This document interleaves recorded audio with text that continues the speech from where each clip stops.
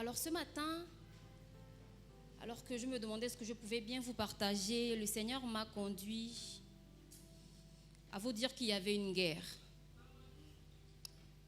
Il y a une guerre. Alors, nous parlons actuellement à l'église de la foi conquérante et spécialement à Extraordinaire de Power.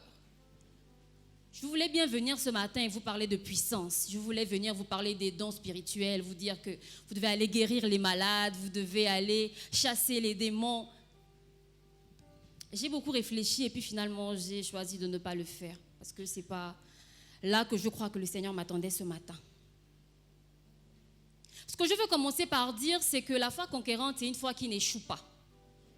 C'est une foi qui persévère. Ça veut dire que lorsque les épreuves arrivent, lorsque les difficultés arrivent, elle ne s'arrête pas. C'est une foi qui, je ne vais même pas dire qu'elle s'arrête, mais elle atteint l'objectif. Peu importe le temps que ça prend, peu importe les difficultés, elle n'arrête pas tant qu'elle n'a pas atteint le but. C'est la foi conquérante. C'est cette foi dont je veux nous parler ce matin en parlant de la guerre. Est-ce qu'on peut me projeter Hébreux 12, s'il vous plaît, du verset 1 au verset 2. La Bible nous parle de la foi.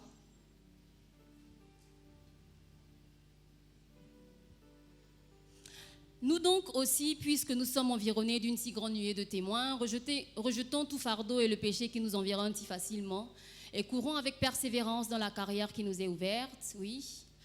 Ayant les regards sur Jésus, le chef et le consommateur de la foi, qui, en vue de la joie qui lui était réservée, a souffert la croix, a méprisé l'ignominie, et s'est assis à la droite du trône de Dieu. Ce que je veux dire, c'est que Jésus est le consommateur de notre foi. Jésus est le consommateur de ta foi. Alors que je lisais ce texte, je me suis rendu compte que quand on parle de consommer, ça veut dire utiliser. Vous êtes d'accord avec moi? Ça veut dire que tu utilises, tu manges, tu te nourris de la chose. Et on nous dit que Jésus, c'est celui-là qui consomme ta foi, qui consomme ma foi. Ça veut dire que si Jésus vient te voir, il vient à ta rencontre, s'il ne trouve pas de foi, il ne l'est pas nourri en fait. Alors qu'il vient te voir, alors qu'il veut faire quelque chose de particulier dans ta vie, il a besoin de trouver ce qu'on appelle la foi qui va permettre que la chose soit effective dans ta vie. Tu as besoin d'avoir la foi. Tu as besoin que Jésus, en venant te voir, trouve ce qui va lui permettre d'agir dans ta vie. Trouve ce qui va permettre qu'il puisse intervenir dans ta vie. Alors l'histoire qu'on a lue parle de la femme qui vient parler de son enfant qui est malade, enfin qui est habité par un démon. Je vais nous raconter brièvement l'histoire. On va s'arrêter un peu point par point. D'abord, c'est une femme, on nous dit qu'elle crie. Je crois que généralement, on ne crie pas sans raison, n'est-ce pas? On crie quand quelque chose dérange, on crie quand on veut se faire entendre, on crie quand il y a une urgence. Ça nous montre déjà l'état dans lequel la dame vient. Elle est mal, elle n'est pas bien parce que sa fille est malade, sa fille a un problème. Et elle vient parce qu'elle croit que Jésus peut faire quelque chose pour sa fille. Mais alors qu'elle vient trouver Jésus, elle demande du secours. Je vais m'arrêter là. Elle crie, elle demande du secours. Généralement, on crie, on demande du secours à Dieu pour nous. Vous êtes d'accord avec moi? On demande du secours à Dieu pour nous. On prie pour nous. Des fois, vous passez des heures, des minutes, des semaines. Des fois, vous jeûnez pour vos problèmes. Ce qui a attiré mon attention là, d'abord, c'est que cette femme vient, elle crie. Elle vient demander du secours à Dieu, à Jésus. Mais pas pour elle. Elle vient implorer Jésus pour quelqu'un d'autre. Elle vient crier à Dieu pour quelqu'un d'autre. Et alors que je préparais ce message, Dieu m'a demandé de nous poser la question, combien de fois est-ce que tu pries pour les autres? Combien de fois est-ce que tu vas crier à Dieu pour quelqu'un? Je ne parle pas d'aller prier, simplement recommander la vie de quelqu'un une fois en passant, mais je dis que combien de fois tu as porté le fardeau de quelqu'un et tu es venu dans la présence de Dieu avec ce fardeau? Combien de fois tu as passé des semaines, des journées à intercéder pour quelqu'un? Pas parce que tu avais un intérêt à l'intérieur, mais parce que véritablement tu avais simplement le désir que cette personne soit exaucée. Parce que tu as réalisé que ton frère, ta soeur était malade et que tu voulais qu'elle soit guérie. Pas parce qu'on est venu ici et que l'évêque Michel a demandé à ce que tu pries. Mais alors que tu as prié ici, tu es rentré chez toi et tu as continué de prier chez toi. Le Seigneur nous appelle à porter les fardeaux des uns des autres. Alors que tu es là, alors que tu es jeune et peut-être pas trop jeune, mais bon bref, peut-être que tu es jeune. Le Seigneur veut que tu puisses avoir à cœur les problèmes de tes frères, les problèmes de tes sœurs. Et je veux ouvrir une parenthèse en disant que pour le cas, ici on parle de sa fille. Mais je voudrais que parce que tu as l'amour de Dieu en toi, que tu dépasses le côté familial, que tu dépasses ce qui est amical, mais que tu puisses te tenir dans la présence de Dieu pour des personnes que tu ne connais pas. Que tu puisses te tenir dans la présence de Dieu pour des personnes qui peut-être ne t'aiment même pas, qui ne te rendront jamais service. C'est ce que Dieu attend de toi parce que tu le connais. La Bible dit qu'il a tant aimé le monde qu'il s'est donné pour toi et moi. Il t'a aimé avant que tu ne le connaisses. Il s'est donné avant que tu ne le connaisses. Il n'a pas hésité à se sacrifier pour toi. Donc je veux déjà attirer notre attention par rapport à cela. Que tu sois capable de te tenir dans la présence de Dieu pour quelqu'un d'autre. Quelqu'un d'autre que toi. Ensuite, la Bible continue en parlant toujours de la femme. Je vais parler de la réponse de Jésus. Alors que la dame vient parler à Jésus, la Bible dit que Jésus reste silencieux d'abord.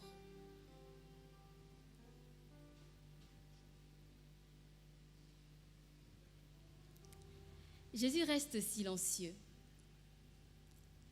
Et après son silence, les disciples viennent lui parler et lui disent de rejeter la femme. Après que les disciples lui aient parlé, finalement, ce qu'il dit à la femme, c'est qu'on ne donne pas la nourriture, on ne donne pas le pain des enfants aux chiens. Je veux dire à quelqu'un que par rapport aux différentes choses que tu peux traverser, il est possible que Dieu reste silencieux. Il est possible que tu passes par des situations difficiles et que tes proches restent silencieux. Il est possible que tu aies besoin d'aide et que les personnes sur lesquelles tu comptes ne soient pas là pour toi. Je vais même aller plus loin. Je veux dire que ces personnes sont capables de te rejeter. Ces personnes sont capables d'ignorer le mal par lequel tu passes et en rire. Mais je veux te dire que ça ne doit pas arrêter ta foi. Ça ne doit pas te limiter. Tu ne dois pas te dire parce que ces personnes ne sont pas là pour moi, je vais rester dans la situation dans laquelle je suis. Tu ne dois pas te dire que parce que tel ne m'a pas répondu, parce que j'ai demandé de l'argent à telle personne pour mon problème, parce que j'ai prié et que je n'ai pas été guéri, j'abandonne. Tu dois refuser d'abandonner, tu dois refuser de baisser les bras, tu dois refuser de regarder à ces personnes-là qui ne sont pas là pour toi. Je veux que tu regardes à Dieu. Je veux que tu regardes, que tu tournes tes regards vers Dieu. Quand bien même il ne répond pas, il est présent. Quand bien même il n'agit pas pour le moment, il est présent. C'est ce que Dieu fait. C'est ce que Dieu fait véritablement. Et je veux dire à quelqu'un que généralement ce qu'on fait, c'est qu'on abandonne. Quand la situation semble difficile, quand les gens se moquent de nous, on décide par exemple de ne plus venir à l'église parce que les frères et les sœurs sont méchants. On décide de ne plus fréquenter telle personne parce que la personne n'a pas agi comme je voulais. On décide de ne plus prier parce que Dieu n'a pas exaucé notre prière jusqu'à présent. On décide d'abandonner. Et imaginez cette femme, comment Jésus lui a répondu. Je ne sais pas si c'était vous, mais si c'était moi, sérieux, je serais partie. On va te dire qu'on ne donne pas la nourriture, on ne donne pas du pain pour les enfants aux petits chiens. Il ne dit même pas, on ne donne pas de la nourriture. Déjà, il se limite au pain. Ensuite, il dit le pain pour les enfants. Ça veut dire qu'il ne veut même pas donner de la nourriture consistante. Il ne veut pas donner quelque chose qu'un adulte est capable de consommer. Il veut te donner quelque chose qui est minime, qui ne représente absolument rien. Et même cette petite chose, il te dit qu'on ne peut pas te la donner parce que, limite, tu es un chien. À ce moment-là, tu penses que tu aurais fait quoi? Si je considère que ce n'est même pas Jésus, tu viens demander à l'évêque Michel de prier pour toi. Et il te répond comme ça. Je pense que tu vas quitter l'église.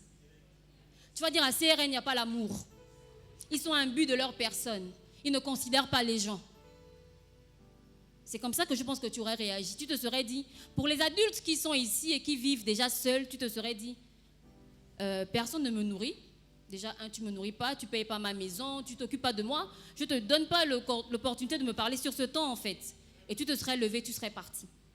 Je pense qu'il y a c'est pas un proverbe, mais il y a un dicton ou une phrase qui passe sur les réseaux sociaux où on dit que tu quittes la table si le respect n'est plus de mise. À ce moment-là, on aurait dit, il n'y a plus de respect, mieux je pars. Mais j'aime cette femme. Ce qu'elle a fait, Glenn, ce qu'elle a fait, alors que Jésus lui a parlé de cette manière, alors que Jésus a été méchant, j'ai envie de dire ça comme ça envers elle, elle n'a pas baissé les bras. Elle n'a pas abandonné. Elle a décidé de continuer à demander. Elle a décidé de continuer à implorer la grâce de Dieu. Elle a continué de demander, s'il te plaît, j'ai besoin que tu guérisses ma fille. Elle dit, même si les miettes de pain ne sont pas réservées aux chiens, mais ils se nourrissent quand même de ce qui tombe de la table. Elle a continué, elle a persévéré. Et c'est ce que je veux que tu fasses, que tu continues. Alors que tu pries et que Dieu n'exauce pas ta prière, tu as besoin d'argent peut-être pour tes études, peut-être pour un travail, peut-être pour un voyage, et tu n'as pas de solution, tu ne vois pas d'issue. Mais je veux que tu n'abandonnes pas, alors que Dieu ne te répond pas, alors que des personnes t'ont promis des choses et ne te donnent pas. Je veux que tu continues d'espérer, je veux que tu continues de croire, je veux que tu continues de te battre. Si te battre c'est prier, continue de prier. Si te battre c'est continuer d'aller chercher du travail, va et cogne à des portes, va dans des bureaux, demande à travailler. Si continue de te battre, c'est aller voir les frères, les sœurs, continue d'aller voir les frères et les sœurs. N'aie pas peur d'être humilié. Tu ne dois pas avoir peur de l'humiliation. J'ai envie de dire que si Dieu veut te lever, il va commencer par t'humilier. Il va commencer par te rabaisser. Tu ne peux pas prétendre à l'élévation si tu n'as pas connu l'humiliation. L'humiliation, ce n'est pas quelque chose qui fait du bien à ton cœur. Ça ne fait pas du bien à ton âme. L'humiliation te dérange. L'humiliation va te rendre triste, va te rendre coléreuse, va te donner envie d'abandonner, mais tu ne dois pas abandonner. Tu ne peux pas abandonner. L'évêque Michel disait la semaine dernière, on n'a qu'un pays, le Gabon. Tu n'as qu'une vie, la tienne. Tu n'as qu'une vie, c'est la tienne. Tu peux défendre la vie de ton frère, la vie de ta soeur, mais tu dois commencer par défendre ta vie. Tu dois défendre ta vie. Tu dois te battre.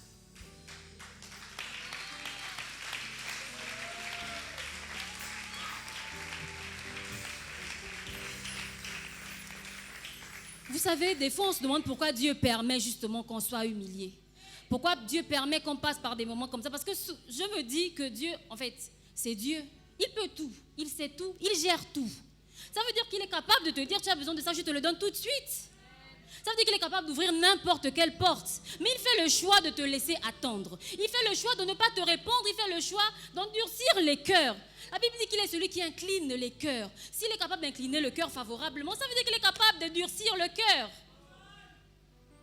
Et il fait le choix que des cœurs te soient fermés, que des cœurs te soient ouverts à certains moments. Mais il fait tout cela pour un but. Parce que tu as besoin de grandir. Tu as besoin de grandir. Tu as besoin de grandir. Est-ce que tu peux dire, j'ai besoin de grandir? J'ai besoin de grandir. On va élever la voix pendant 15 secondes rapidement. Élève la voix et dis à Dieu, Seigneur, aide-moi à grandir. Seigneur, alors que je suis là, je viens et je suis disposée. Je sais que je ne sais pas tout et que je suis limitée, mais je veux te faire confiance. Je prie que tu m'aides à grandir, que tu m'aides à aller encore au-delà de là où je suis aujourd'hui. Que tu m'aides, même quand je ne comprends pas, mais aide-moi à continuer d'avancer. Excellent Père de grâce, je prie pour nous, je prie pour ces hommes et ces femmes qui sont rassemblés en ce lieu. Et je prie que tu donnes à chacun la pleine mesure de ce que tu veux faire avec eux. Que tu leur donnes d'être patients et d'accepter le travail, le processus que tu as entamé dans leur vie. Qu'ils acceptent de grandir par le chemin que tu as choisi pour eux, Roi de gloire. Merci parce que tu le fais dans le nom de Jésus. Amen. Oui, vous pouvez acclamer. Pas acclamer pour m'acclamer pour Dieu. Voilà.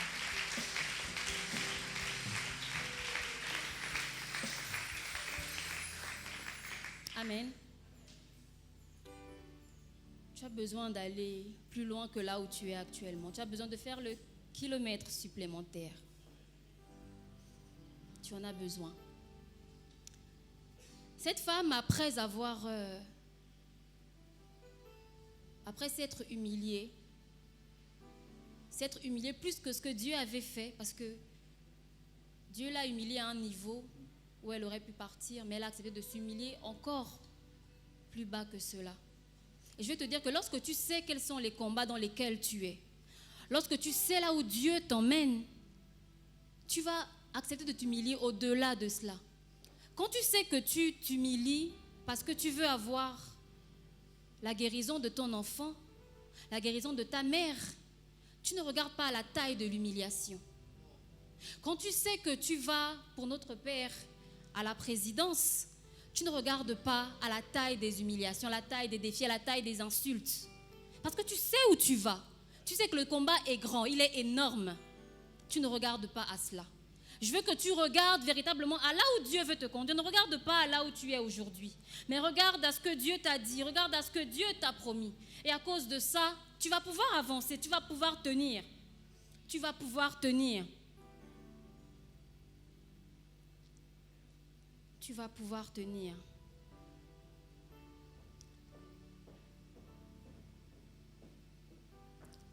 Je voudrais aussi dire à quelqu'un, je voudrais te parler d'un ennemi de ta foi qui est ce qu'on appelle l'émotion.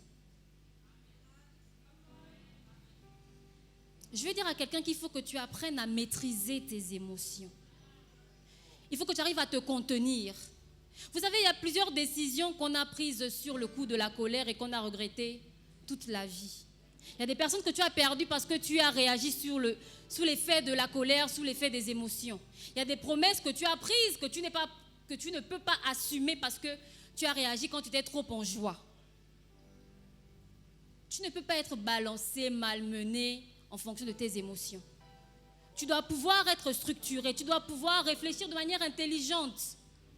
Vous êtes intelligent, vous êtes très intelligent, mais je dis que vous devez pouvoir réfléchir de manière intelligente. Il est possible que tu aimes quelqu'un, que vous soyez dans une relation, que les sentiments soient tellement forts que tu oublies que tu dois te préserver. Tu ne dois pas oublier de te préserver. On dit amen fort. Voilà. Parce que quand bien même tu as des émotions fortes, quand bien même tes sentiments sont au plus haut point, tes émotions ont les actions que tu vas poser suite à tes émotions auront des conséquences. Auront des conséquences. Cette femme a fait le choix de taire ses émotions. Et parce qu'elle a décidé de taire ses émotions, sa fille a pu être guérie. Sa fille a pu être guérie. Ça, c'était l'histoire. Ce que je veux qu'on retienne, j'ai dit qu'il y avait une guerre. Il y a une guerre à 2 niveaux. Le premier niveau, c'est la guerre que j'ai appelée la guerre extérieure. C'est une guerre qui t'engage, toi, avec les personnes qui t'entourent. C'est une guerre qui t'engage, toi, avec les actions qui se posent, les situations par lesquelles tu passes. Le manque d'argent que tu as, le manque de travail que tu as, les critiques que tu vis, les calomnies que tu vis, les méchancetés que tu vis au quotidien. C'est une guerre que tu dois pouvoir gérer. Tu dois gérer cette guerre en comptant sur Dieu. En comptant sur Dieu, en posant les bonnes actions, en contrôlant tes émotions, en ayant les bonnes paroles, les paroles sages. Ça, c'est la guerre qui est extérieure. Mais la guerre qui m'intéresse aujourd'hui, c'est celle qui se passe en nous. C'est la guerre intérieure. Ça veut dire que, au-delà de ce qui est externe, il y a un combat que tu dois pouvoir livrer en toi. Parce que alors que tu pries pour tes finances et que les finances ne viennent pas, ce n'est pas ton frère et ta soeur qui vont venir te convaincre que ça va venir. Il faut qu'en toi-même tu te dises, je crois en Dieu, Dieu est capable d'ouvrir les portes pour moi. Alors que les portes ne sont pas ouvertes, j'attends que Dieu fasse. Peu importe le temps que ça va prendre, j'attends que Dieu fasse. Écoute, tu vas prier en janvier, il n'y aura rien au mois de janvier. Tu vas prier en février, il n'y aura rien au mois de février. Tu vas continuer au mois de mars, il n'y aura rien au mois de mars. Si mars tu abandonnes, tu n'auras rien. Tu as besoin de persévérer dans la prière. Tu as besoin de persévérer dans la foi. Tu as besoin de persévérer dans la foi. La foi, c'est en toi. La Bible dit que la foi vient de ce que l'on entend. Ça veut dire que tu fais le choix de faire taire les gens qui sont autour de toi, de faire taire les voix qui sont en toi qui te disent que ça ne va pas arriver. Je peux dire que si le révérend Richard me dit que, bon, Leslie, écoute, tu ne vas pas te marier avant 5 ans, je peux fuir, je peux dire au révérend Richard que non, moi je ne veux pas, je m'éloigne de lui simplement. Tu peux faire le choix de t'éloigner de ceux qui disent des choses méchantes sur toi. Mais j'ai envie de te dire que tu ne peux pas t'éloigner de tes pensées. Tu ne peux pas t'éloigner de ce qui se passe en toi. On peut faire je veux dire, même si ici on essaie de faire de prendre un exemple, on se tait tout de suite et puis tout le monde arrête de penser. On arrête de penser, ça veut dire que tu n'as plus rien dans ta tête. On peut essayer 10 secondes.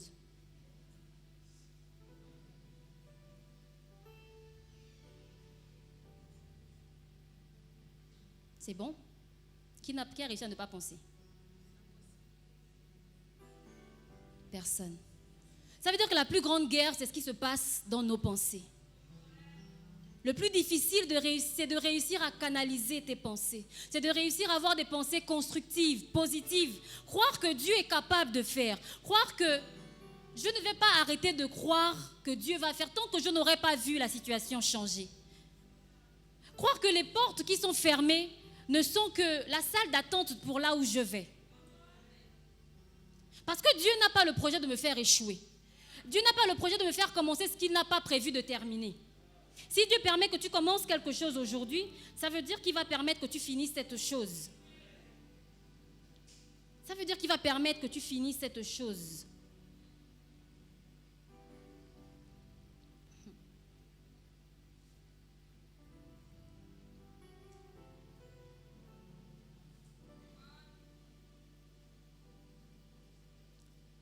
Je veux que tu saches 2 ou 3 choses.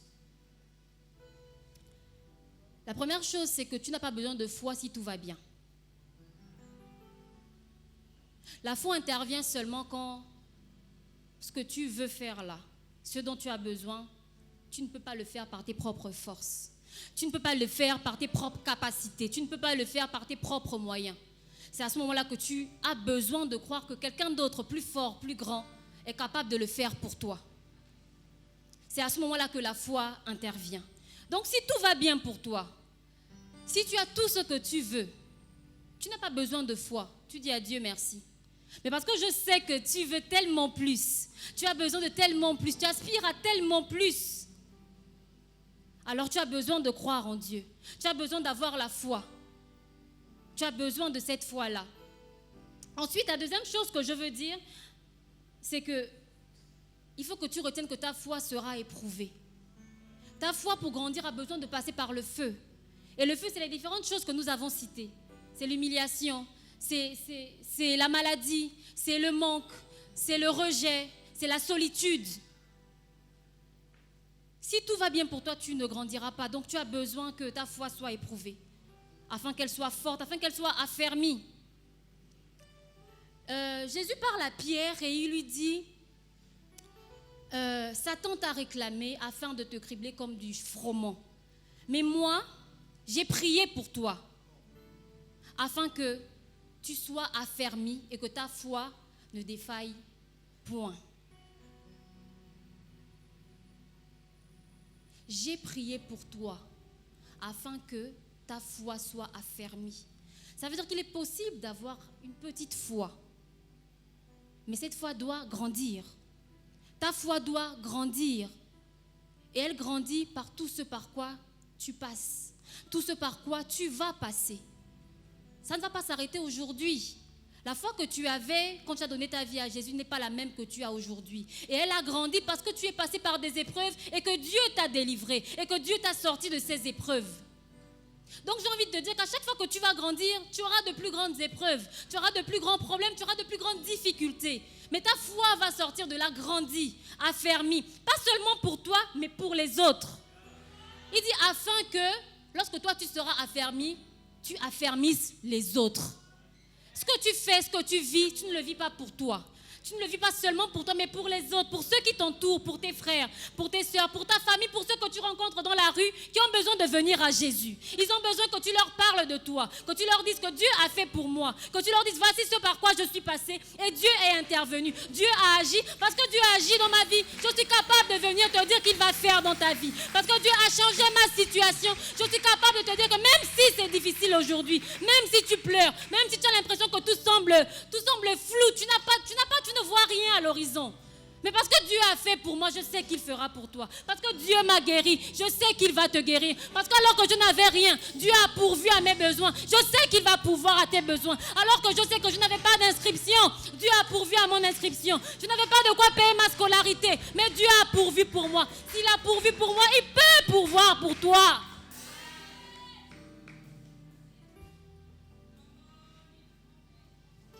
Dieu a besoin de toi pour toucher quelqu'un.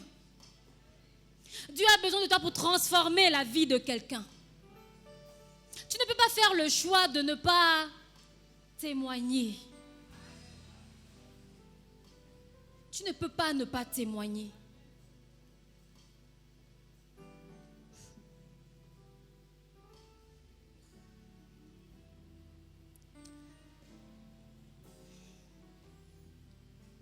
Aujourd'hui, je vais faire l'effort de ne pas déborder sur le temps. Je vais faire l'effort de ne pas déborder sur le temps et je voudrais vous raconter un petit témoignage, 2 minutes rapidement. J'ai un ami.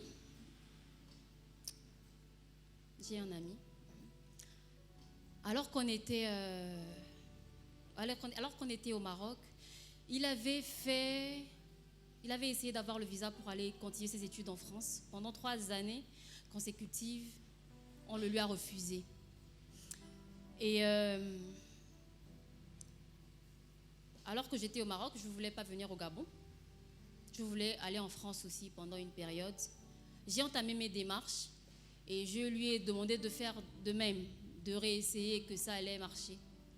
On a entamé nos démarches ensemble. Et alors qu'une fois on priait ensemble, je lui ai dit que je te voyais avoir le visa et je lui ai donné les dates auxquelles il devait avoir son visa. Et Dieu a fait grâce, il a eu son visa. Entre-temps, moi ça s'est compliqué, du coup j'ai arrêté les démarches. Et la veille de son départ, il est venu me voir à la maison avec des amis. Et alors qu'on priait, Dieu m'a fait grâce de voir certaines choses sur comment ça allait se passer alors qu'il allait partir.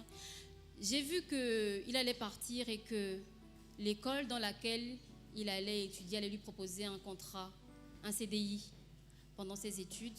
Et il est parti, et il est arrivé, il est parti en France à la date convenue. Une semaine après, c'était en alternance, une semaine après, on lui dit finalement, on vous avait promis de prendre en charge vos études, mais on ne peut plus le faire. Donc, vous devez vous débrouiller pour payer vos études. Et là, il m'appelle et il me dit qu'il est découragé parce qu'il est en âge où il ne peut plus demander de l'argent à ses parents. Et il voulait vraiment cette alternance. Et il croyait vraiment à ce que j'avais vu. Donc, je dis d'accord, on va continuer de prier. Et alors que je prie, Dieu me dit, je t'ai déjà montré en fait.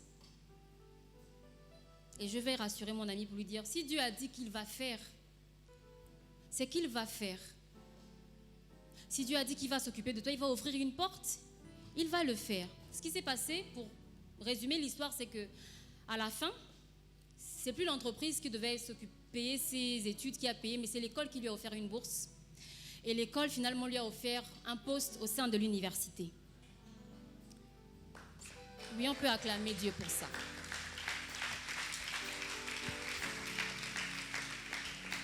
Ce soir-là, alors qu'on était avec les amis et qu'on a prié, j'ai donné beaucoup de paroles aux personnes qui étaient là. Je leur ai dit des choses qui se sont réalisées.